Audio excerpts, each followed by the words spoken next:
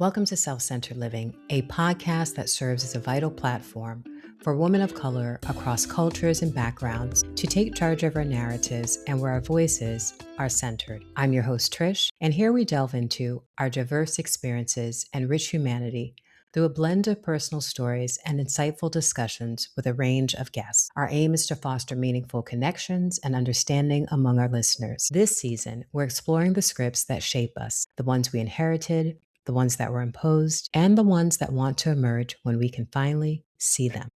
A quick note on today's episode. If you've been with me across this season, this conversation will sound different. And that tracks well for my guest, where she is in her life at this moment. She is in active discovery and exploration. So see if you can spot the scripts, the ones being written and the ones already written. You'll hear looking back, but a lot more getting present to what is. I am fortunate to be talking with Alexa Franzek Lewis today. How would you introduce yourself to someone meeting you for the first time, not your resume, but who you are right now? I would say that Alexa is a person who is fun to be around and tries to be positive and is right now just taking things one problem at a time. Tell me about the world you grew up in. What did home look and feel like? Home, it was more of an immediate family. I didn't have much family outside of just like the nuclear. But I did have my dad's mom, my grandma lived with me. We were always very close. I think I'm very fortunate to have both my parents be together. I was talking with someone recently, and it's like 50% of kids have divorced parents. I consider myself pretty fortunate. My parents like each other, so that was really good. That helps. Yeah, for sure. And I had an older sister. I mean, I still have her. We grew up very differently because she is 2 years older, but had her own path. I was very much doing it by the book. So we would butt heads a lot. We've Hmm. become sisters. We used to be just friends, but What's the difference in the relationship? we couldn't meet each other halfway when I was still in high school. It started getting better when she was in college, but I think a lot of it was just charged particles between us, and we just needed that space. But now we're very good. You mentioned your grandmother. Who would you say early on shaped you?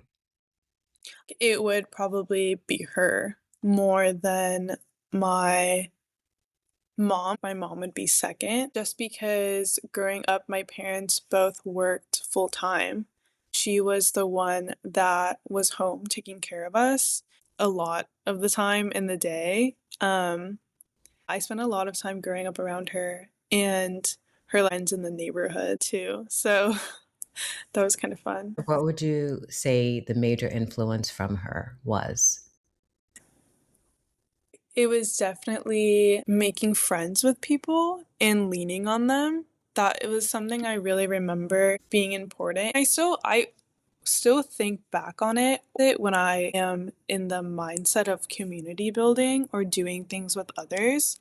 I remember that we had neighbors next to us that were an older couple, and then they were friends with someone, but because my grandma was friends with them, she became friends with the other people.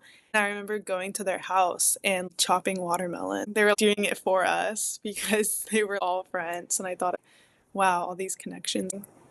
You had two maternal presents of different generations. I'm curious if that had any impact. I think it did a lot in the way of I really respected having an older woman in my life. Also, it was a very female household. My dad's the only one that lives with us. That definitely made me more conscious of that empowerment that comes with being a woman, especially with her being so social and seeing more women that were older too, that whole community. I think it definitely pushed me to go to a women's college. Even now, feel myself gravitating towards women, especially actually women that are older than me. It's a very comforting presence. Was she from South Florida? No, she's from Nicaragua. She, Nicaragua. Okay. yeah, So was there that influence? Did you learn more about being Nicaraguan? I think so. Is Spanish the main language spoken? Yes, but Okay. my was bilingual. And did So she speak Spanish to you? she did not. She didn't teach my dad. It was very much the immigrant mindset of like, I Mm. don't want that. So she didn't teach him. I kind of don't understand it because they went from Nicaragua. And then when my dad was 6 or so, they moved to New York. So they lived in Queens for a very long time. I'm like, tons of people speak Spanish there. Just to give you some perspective, for immigrant families in that period, your grandmother and your dad moving there when he was 6, choosing not to pass on Spanish was often a protective decision, a way to help your child assimilate and be spared any mistreatment. That may be part of why your grandmother, who is bilingual, didn't teach your dad. What was school like for you? School was always a bit of pressure. My parents, well, now I don't believe them, but when I was growing up, they were very much like, please follow your passion. Obviously, do well in school. We want you to be the best that you can be academically, but don't worry too much about, I need to set the groundwork for computer science right now, which was really helpful at the time. But I always thought school in general was pretty intense, but I think I added a lot of it myself. But from the mindset of I want to take advantage of it, less I need to be perfect, which definitely carried into college. When I was growing up, it was a little bit intense. They didn't make it intense. You put the intensity on yourself. Yes, yeah. They wouldn't want me to bring home C's. But it wasn't so much of like you are grounded because of a B plus. What was the school like? Oh, very small, a private Catholic school. My elementary school and middle school, it was all connected. So from kindergarten to 8th grade, it was all the Right. same kids. Okay. And I want to say like 40 of us. And what did high school look like? High school was kind of big. Actually, high school had the same amount, if not close to, students at my college, which is like so crazy to think about. And this was also a private Catholic school. Yes, private Catholic school attached to that standard of Catholic private school equals good school. So people believed, and there was like a certain sense of rigor to the classes. I was in the quote unquote Excelsior program. So it was a little bit more intense with AP classes, and that we were expected to have a higher quality of work, which was really good. I was happy to be in the program. I think a lot of the kids in it also were very high school level elitist of we're the smartest. I always thought that was funny because I thought everyone was not very smart. Or if they were, you would not want to be friends with that person. It was the same kind of intensity. I think a little bit more just because there was this atmosphere of competition, especially senior year. I remember there was a whole thing of secretly going up to one of the deans for college applications and asking her for your rank in the class. And it was like life hack, you can go and ask her and then and then you can like work harder to up it. And I was like, guys, Really? don't want to know. Yeah. Yeah, it was like a whole thing. Yeah. Like, But it sounds like Excelsior was the right program for the track that you were on, yeah. especially ending up at Wellesley. Yeah, I think I've always wanted to go to a good college. That sounds like so ridiculous saying out loud.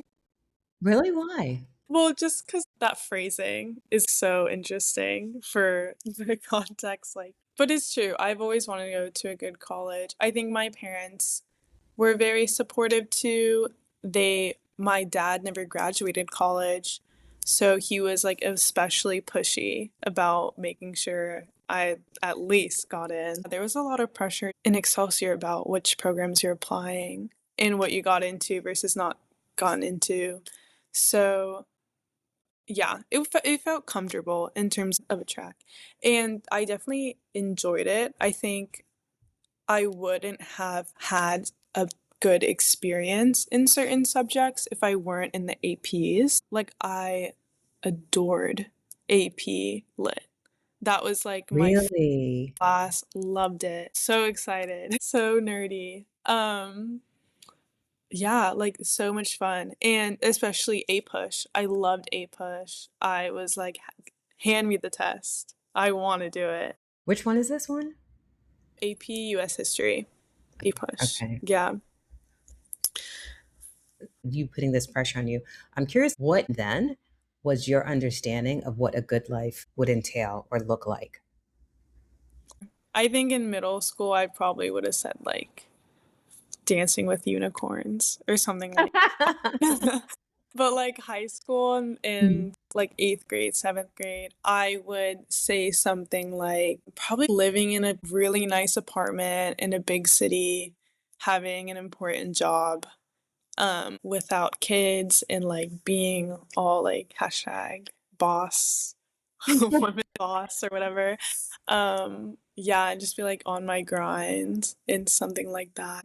Which is counter because you grew up in the suburbs. You are a family where there is another sibling. So why big city, no kids? It definitely came from this like hyper feminist kind of idea and counterculture. I'm different and I don't want romance or kids in my life ever. I'm gonna stick it to the man. I've always been attracted to cities, especially now having lived adjacent. I was always in Boston, even if I was outside of it. I I could, bet. yeah, it was great. I've achieved that mindset of being a city person. It ended up working out. I don't think I'll end up in a super nice penthouse working a really important big girl job, but one step done, I guess. Is that still the picture of success for you? Being in the Oh, penthouse, working the all important job? absolutely not. I was just talking to someone recently about this because I feel like I do still think about it, or at least I was for a while in college. And especially being home post grad, I am just like moving so far from it. And I was talking to a friend of a friend because he just got married and he was talking to me about marriage life and their wedding. It really made me realize how I want to settle down. I do want kids and a romance. Whoa, sounds Well, crazy. look at that. Look at that. You've I know. It's crazy turn of events. I mean, I would love a brownstone, you know? Yeah, more of like a home than like an apartment. I definitely have lost this idea of big girl job. Like, what does that mean? You know, big girl job. It doesn't have to be a lawyer, it could be a teacher. now you went to Catholic school. hmm How much of your faith influences or has influenced how you see the world and how you live? I think growing up, because I was so in it, I spent a lot of time being influenced by it to not being religious. It was counter working. I was younger, living in a very female oriented household, and my dad is very big on like feminist ideas. My home was always very liberal, very progressive. I always had this sense of agency, and I didn't like that I couldn't have it or I thought it wasn't allowed. under Catholicism or religion. So yeah, I spent a lot of time, hence the no kids rule.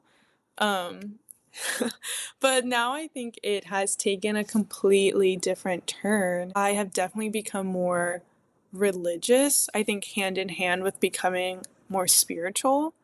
Um, yeah, and kind of letting go of some of that agency I was just like gripping. So it definitely has influenced me against and now influenced me toward. So a little change of pace. Tell me more about that. How do you reconcile the religious with the spiritual? Some people would describe religion as a management of God and describe spirituality as the experience of God. I definitely agree with the experience of it all. I Mhm. think for me, spirituality is definitely something that's in the body. It's less fantastical and very felt and like held in your body. I spend a lot of time meditating by recognizing how grounding is a way of meditation, which I think is also very tied to praying on my knees in that kind of similar way. So I think it's less management and more connection, at least for me, especially because I like to think of religion as something that you're surrounded by and not just like rules that you can work with. I kind of go towards it in almost an atheistic mindset. I'm Yeah. very much like, oh, the Bible is a historical fiction to a certain extent, but it's also something filled with power, you know? At the end of the day, there is a certain level of static that surrounds all of it. I think it's also good and works really well for me to approach spirituality from a religious point of view. Ritual is very important to me, and I want to say like cleanliness, less like cleaning of the soul, but more a state of mind, of my brain being cleaned out, whether that's through the motion of a prayer or I would do a lot of bows at the Buddhist temple. It all ties back to grounding. Yeah. There is definitely still this attachment to these famous religious people, Jesus, Mary. I tend to gravitate more towards Mary as a guiding spirit or a guiding person, and the saints, that's my jam. That's your chant. And the saints, they were flawed. Yes, exactly. I just bought a book, a little book of saints to like filter through when I have the time. Let's go deeper into that because you and I had an earlier conversation. We both grew up in Catholic school, element. You shared that you were considering, I say going to the nunnery. I don't think they call it the nunnery. I don't think so either. I was surprised when you said it, yet I remember going through the same thing where I was dating my first boyfriend. He was already in college. And I was like, how do I tell him that this isn't going to work because I'm going to become a nun? Right. No, 100%. I feel like it still stayed with me so well, but it definitely was a strange thought process in a way. At first, it was coming out of, I hate like saying this, but a need for stability. I think it totally ties into the trope of it all. But it also ties into what makes it attractive to many women Yes, who this is went into, for now, we'll call it the nunnery. the nunnery. Yeah. And that stability was really comforting. I think also this community that I was extremely familiar with, even if it looked so completely different on my campus. So it was definitely attractive in that way. I think also I've spent a lot of my time loving religious art. This is going to be wrong, but I want to say like Baroque. Oh, I don't know enough about art, but I always have been really drawn. I spent a lot of time kind of like meditating on it and looking at these paintings and thinking why I'm so attracted to them. And I started thinking about how I could bring it closer to me. And it seemed like becoming a nun was a good option, just like everything considered. It felt like something that I needed to do, or at least try out, more than something that I was completely set on. And I think that rings so true in the way of, well, I'm not a nun right now, but I do still tap into the different things I've learned about myself or habits I picked up, mindsets I've filtered through on the journey to becoming a nun. Um, it was definitely there for a reason. It wasn't just a glimmer. You were seriously entertaining it. Oh yes, no, I was. You would catch me um at the chapel Ash Wednesday. I was meeting with my chaplain. We still email a little bit, which is nice. Yeah, no, I spent a lot of it was like a hot second. It was very hot. But you also shared that your mother had a similar experience. I don't remember if you said it was around the same time or same age, but that she had also at one point considered becoming a nun. Yes, I think it was more high school. She also went to Catholic school. She went to an all women's high school, at least. I've never talked to her about it, actually. I heard it from my dad. I've never talked, I mean, I probably should, but, and I didn't tell my parents about it because they are pretty atheist and I was nervous. First thing I was nervous about telling them, I could come out to them, I could like do anything, but I was like, I'm embarrassed.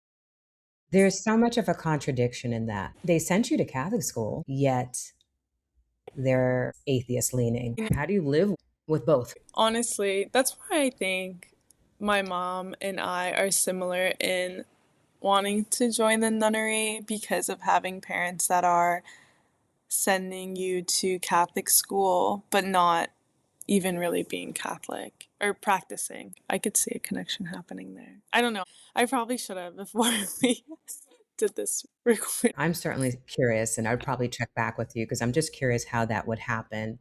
And I also am taking into account that me, very similar, went to Catholic school, private school, straight through high school, all girls high school. To your point, I feel like the religion provided a scaffolding that took me into my more spiritual path, the rituals, the quiet time and repose. And the thing that stuck with me the most was, and I don't know that I read this in the Bible, probably not. This probably was in some other esoteric reading, is that he said, I and my Father are one. And from the time that I heard that, it like blew my mind.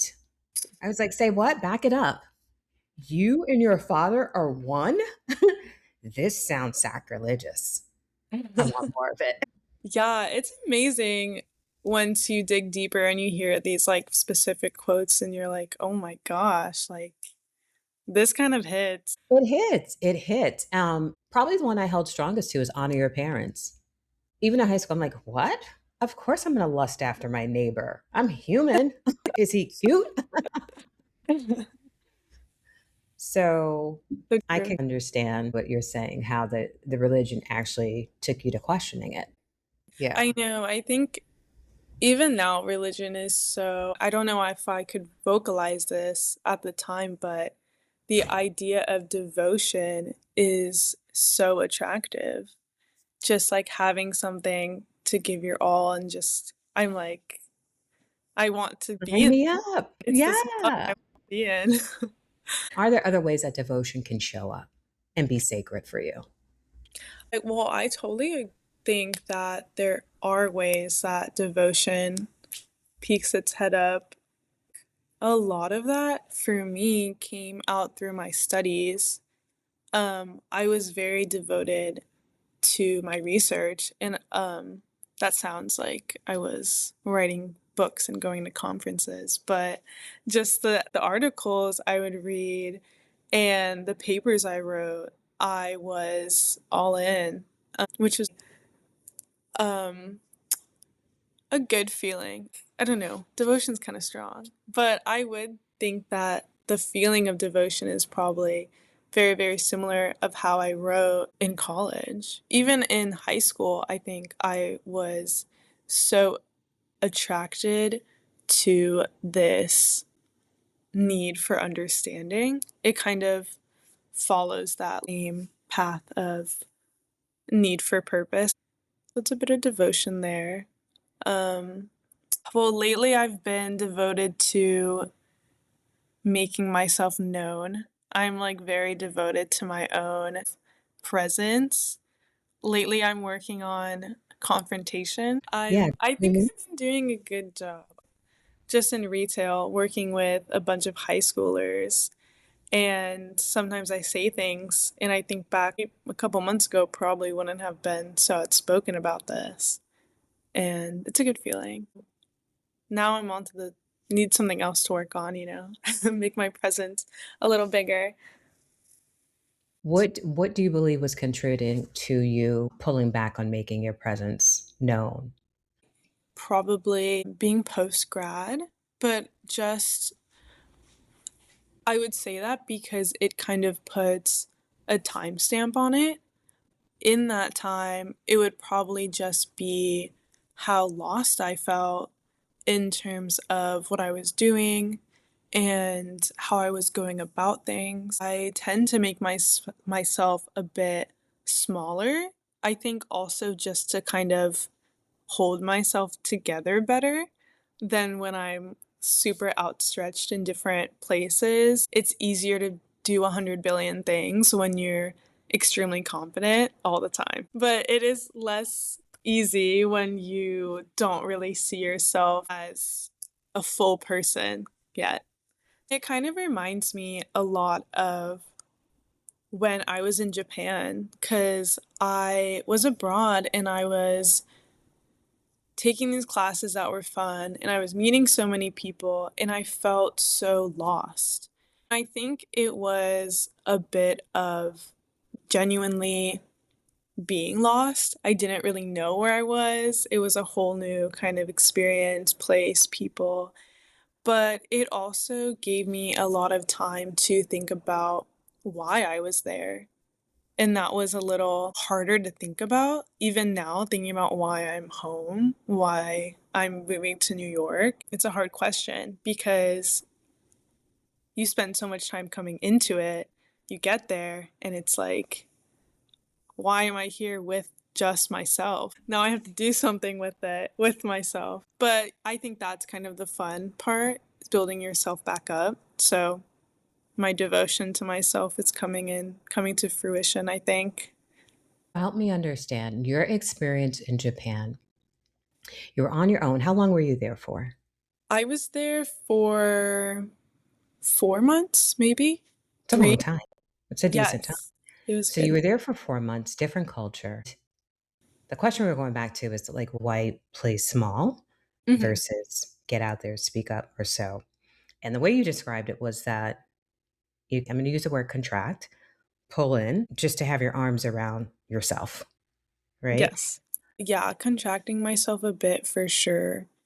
And it became easier to open myself up to others, I think, because everyone was kind of contracting themselves too.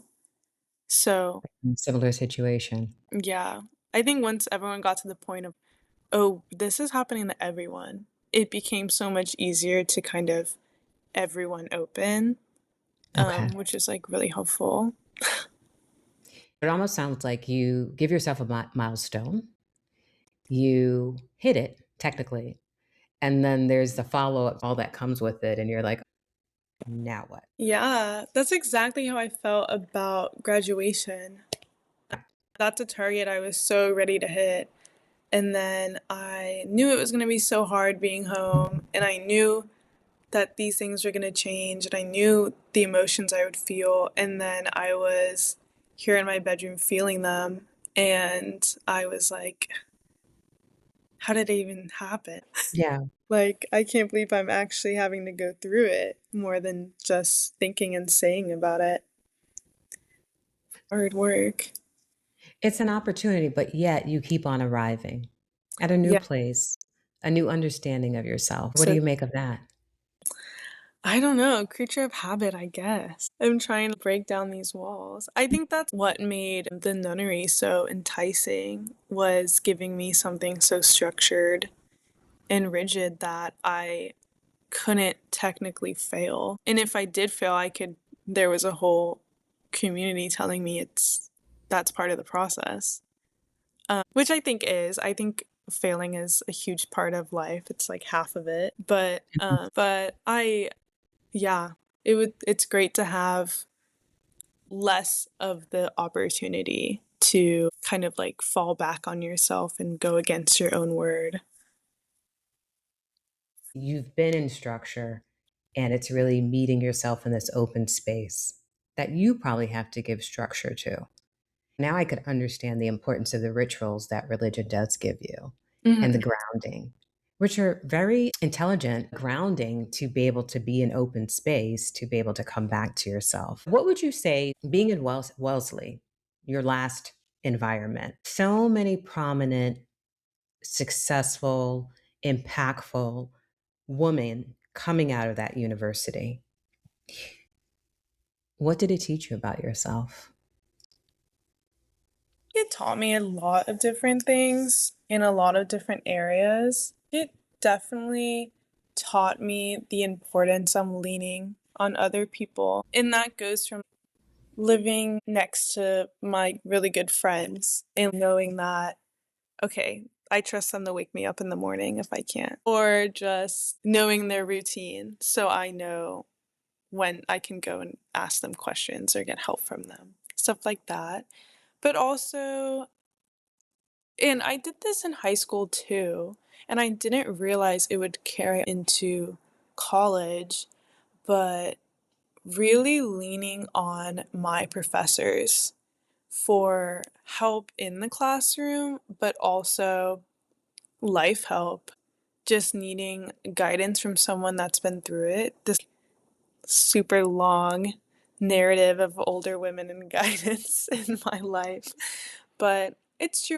Wellesley really taught me that having a safe space, especially for myself, is really important because there needs to be opportunities to express yourself, express horrible feelings, and not horrible. It doesn't have to be that dramatic. Could be, right? It'll be a mix. It'll be a mix if we're human. Yeah, it's true. I've Yeah, and then also being able to kind of really easily and successfully go between um a caring mindset to a more intellectual, and then like a fun and exciting, and then maybe back to intellectual, and then back to caring, and then maybe needing to be cared for. It's very interesting. Being there really taught me the extent of female friendship and how important it is, but also how, I don't want to say magical, but it's really something specific. You get a good cadre of females. I mean, I think of the group of girls who got me through college. There's nothing like it, that type of support and safe space. So I get it. Yeah, it totally taught me that that those relationships are ones that I need and that I should encourage other people to have too. And I want to be that person in others' relationships.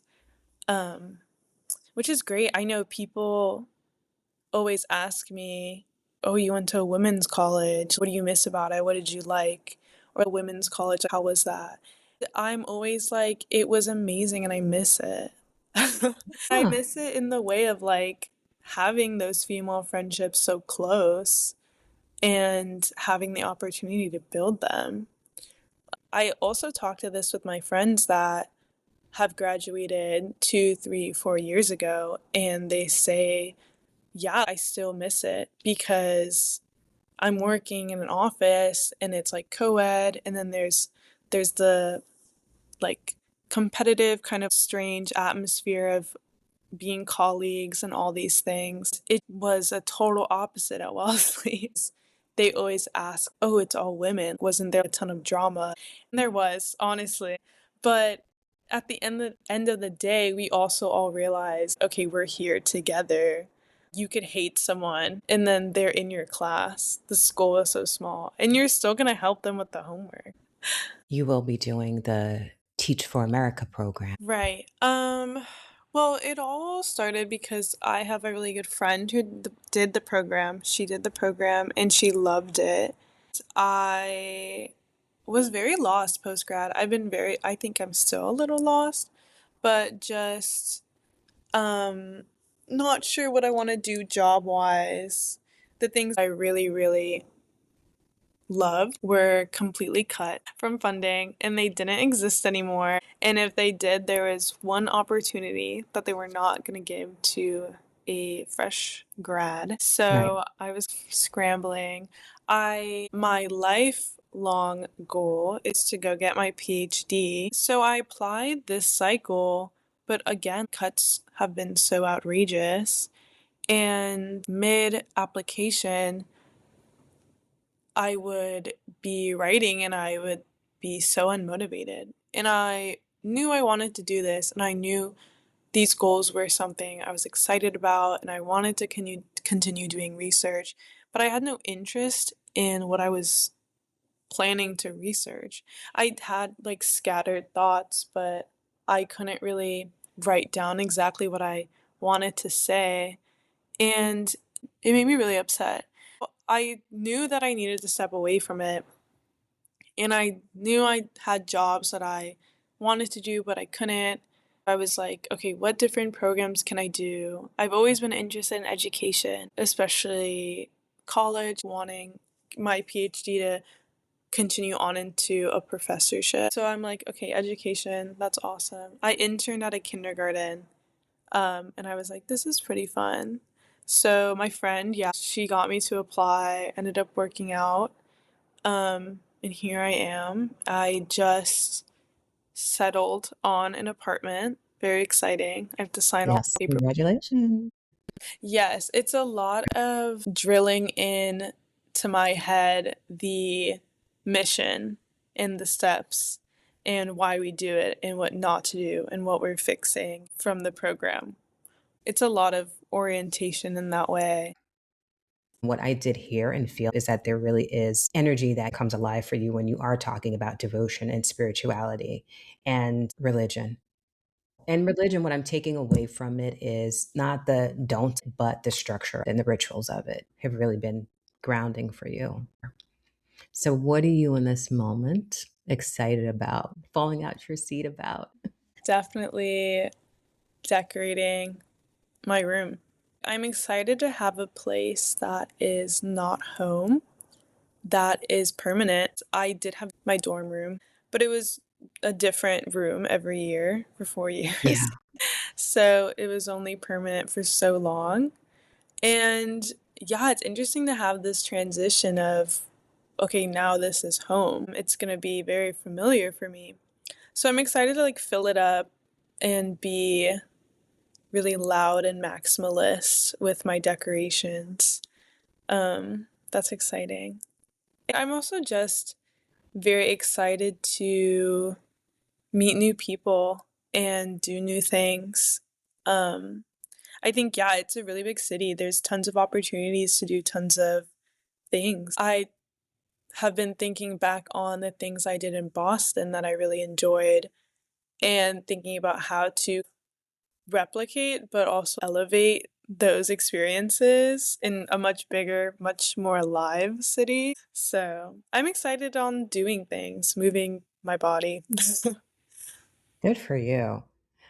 I know earlier when we talked, it did sound like there was maybe some exhaustion over just the whole academic journey, right? And being really superior at top in terms of performance, like this exhaustion that goes with it that would totally make sense to me that you would experience it post graduation. Do you remember what it was when we first um, talked? I was something I like, I'm tired of thinking about the future, something Yes. like that. Yes. It was that. And it was really honest. And I appreciate that. In this moment, how are you feeling about the future and I'm thinking about feeling it? How does it feel now? Yeah, a little worried just because it's really easy for me to become adjusted to a habit or a way of life. I've gotten so used to being in the job I am now. I've gotten so used to driving home. I've gotten so used to these things. And that doesn't mean that I particularly hate them or enjoy them all the time. There's obviously a range of feelings, but I am nervous to go back into a structure that is a 9 to 5. The one thing that was closest was school, but even that was so much more flexible. Now I'm actually entering the workforce, which is kind of daunting, especially as someone who, even though I'm home working, um, I feel like I've gotten so used to this slow way of living. I read this book at the beginning of being home. It has a lot of themes of like beauty and war. Its setting is in a Buddhist temple in Japan, and the main character is this little boy who's like 12, and his whole life and career is going to be at this temple. It really got me into this mindset of slow living and moving with intention. I'm nervous to be in a new area and completely forget about it because I've forgotten those lessons here already, and I try to go back to them. I wake up in the middle of the night and see my yoga mat, and I'm like, oh my gosh, I have to move the dust off of it and do some moves really quick. So I'm a bit nervous about that. But I think, I don't know, if I think about it enough, it'll happen. That I don't. Certainly in the last 5 years, you've experienced different things and you've obviously come to know yourself in different ways. What is it that you're most proud of about yourself?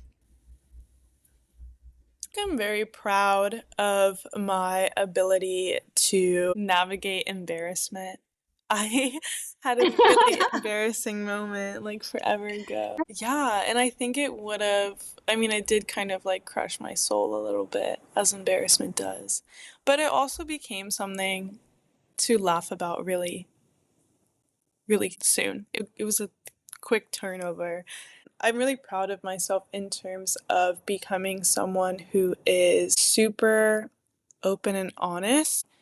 I spent a lot of my time, especially in high school, not wanting to be wrong. Now, sometimes I want to be wrong. Sometimes I want to learn something new. Yeah, how boring would you be if you knew everything?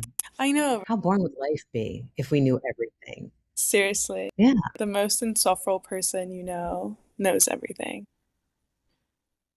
I heard some really important things there. Being able to ask for help, accept that you don't know everything. And I also hear that you understand the environment you need to be in, at least the minimal amount of safety that you need to feel or establish safety, which all are adulting. You're moving towards adulting. I don't know how to take that. As a compliment, because we all have to do it at some point. I want to share back with you something you said today. The word that lit you up was devotion. It showed up in your faith, in your studies, in the woman who held you. And then you said something I definitely want you to hear back, that your devotion to yourself is starting to come to fruition.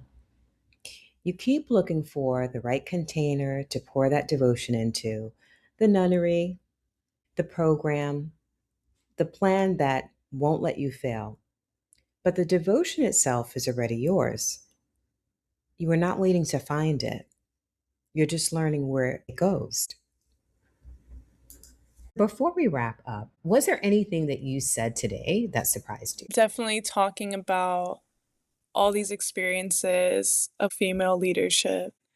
It's definitely been in the back of my mind, but I haven't been connecting the dots as clearly as we did today, which I really liked. And I'm going to go read some feminist literature now. Yeah, go burn a bra. Exactly. Go not have kids. I appreciate you taking the time to talk to me. Thank you so much, Alexa. Yeah, thanks for having me. You're welcome.